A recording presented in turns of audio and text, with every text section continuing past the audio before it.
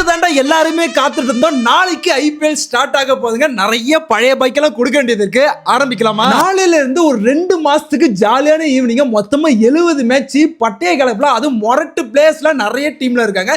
என்னோட ப்ரெடிக்ஷன் படி ஒரு 4 டீமும் பிளே ஆஃப் குள்ள போகும் யாருன்னு சொல்றேன். இது என்னோட தனிப்பட்ட கருத்து. நீங்க யாரும் போகும்னு சொல்லிட்டு உங்களோட கருத்தை கமெண்ட்ல மென்ஷன் பண்ணுங்க. 4வது பிளேஸ்ல இருக்கிறது யாருன்னு பார்த்தீங்கன்னா நம்ம கடப்பாறை டீம் எம்ஐங்க. 3வது place SRH, second place GT போகும்னு நினைக்கிறோம். ஃபர்ஸ்ட் பிளேஸ் யாருன்னு பார்த்தீங்கன்னா நம்ம ஆர்சிபிங்க. இது என்னோட கருத்து. நீங்க யார் போகும்னு சொல்லிட்டு கமெண்ட்ல மென்ஷன் பண்ணுங்க. பெரிய ஜோசியக்காரி இவர் சொல்றது அப்படியே நடக்குமான்னு கேட்டீங்கன்னா அப்படியெல்லாம் கிடையாதுங்க. சும்மா ஒரு ப்ரெடிக்ஷன் தான் பண்றேன். யார்டா கப் அடிப்பான்னு கேட்டீங்கன்னா எம்ஐ தாங்க நான் சொல்லுவேன். ஒரு கடப்பாறை சைடு செம்ம டீம் வச்சிருக்காங்க. ஒத்திமையா சேர்ந்து ஆடினாங்கன்னா எந்த டீமுமே ஜெயிக்க முடியாது.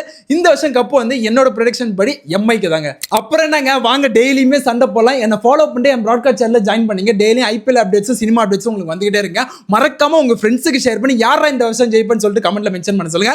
நெக்ஸ்ட் வீடியோல பார்க்கலாம்.